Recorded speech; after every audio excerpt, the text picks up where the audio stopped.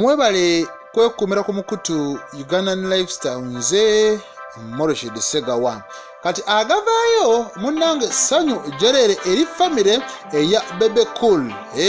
Moses Sali kiraga nti yandibanga kyaddaaki amaze n'agulira mukyala we ennyumba muganda wange ey'ebyafaayo. Ennyumba matiribona kwokomya amaaso bannange obugumiikiriza bulumisa emmese ku ddiba lya Kapa na Wolofu atambula mpola kyaddaaki yamala n'atuuka ku kibuga. Kati ono bw'atyo amunnange ebbanga lyamaze mu bufumbo nga bingi nnyo bye boogerera bbaawe kyaddaaki atuuse ku buwanguzi.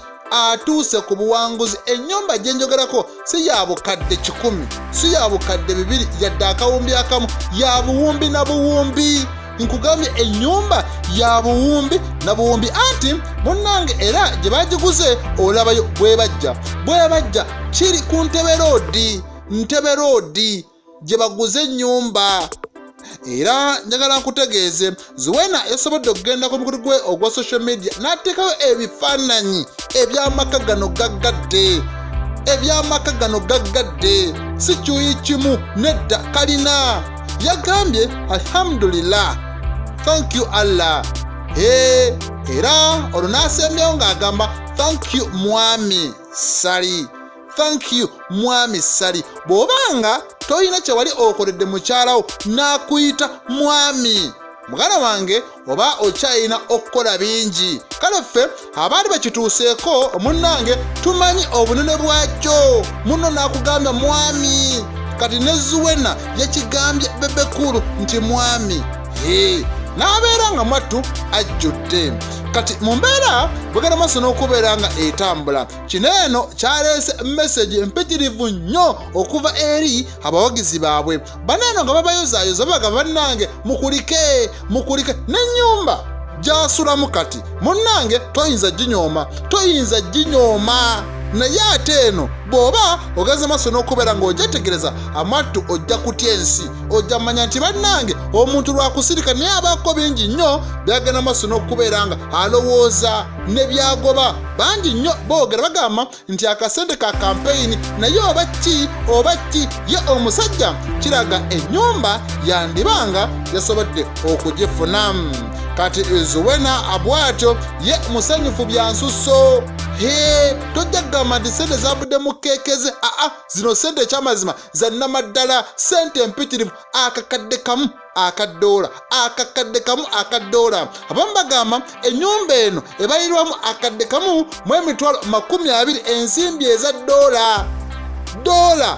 Tekka wansi wa 3,600 emu bweti kitegeeza akakadde kamu obeera mu buwumbi 3 mu obukadde nga 600 ensimbi eza doola. Kati awo toyinza kubeera nga mattu omusajja ono omuyisaamu amaaso. Kati eno etudde ku bwagaagavu bwa decimals 5. Gwe atamanyi bya decimals zibeera fuuti 10 ku 10, kitundu kya yiika. Era ng'eno muganda wange eyina private mile land title. Era no mansion bw'oba ogyetegereza mwattu eyina ebisenge ebisulwamu 16. Kale weetenda okuzaala tugambe buli kisenge ogenda kiteekamu deeka ya butanda 3 be baana bameka 48 osobola bazaala. Kati ebisenge 16 buli mwana ne waba asula mu bisenge 2 ekyamazima baneeno ebamala. Erimu ebinaabiro 16. Eyina space emala w'osobola otegeka omukolo omutonotono. Eno eyina custom designed swimming pool. Kitegeeza bw'oba omanyi okuwuga otandikirawo okuwuga. Bayina expansive outdoor entertainment areas kweno ennyumba weeziri. Waliwo beautiful manicured gardens. Ennyumba yeemalirira. Si bino tugendeko wali eri twekeka birthday osobola okukakolera munda mu kikomera. Era eyina panoramic views kitegeeza osinziira oli ku ffula ey'okubiri ne weetegereza ensozi ne weetegereza ne leeke ki Victoria, ennyanja Victoria oba ogiraba bulungi n'akawewo kabeera amattu kakufuuwako. Abasajja balina ssente, abasajja bakola ssente, wardrobes mweziri bulungi nnyo. Waliwo mugalama ne boys quarters nazo weeziri, kitegeeza asikaali abayambi oba abayambako ewaka bonna babeerako ne we basula. Geeti y'amasannyalaze, sikusindika nti gundi ggulawo, masannyalaze. Eno eriko perimeter wall yannamaddala era ey'omulembe, era eriko advanced security alarm system, era ne parking bw'oba ogyetegereza abamu osobola mattu okubeera nga amattu oteekawo ka tent nosulaawo. Nungi nnyo. Nze sitera kusiima naye nsiimye ennyumba mbagambye nungi. Zoona ali mu kujaganya, ali mu kujaguza. Kati gwe kola ekintu kimu Bebekulu kye yayogera, amattu osirike. Yagamba bangi beebuuza lwaki munnange oyagala nnyo Zuwena. Ensonga gye yasooka okuwa yagamba nti Zuwena munnange kino mukijjukira, Zuwena kino abasinga emmere ogamba ebadde nsufu ewooma, kati noono bwate we yakyogera nti Zuwena kino. Kati gwe kola ekyo osirike nga Bebekulu kye yayogera ku Zuwena.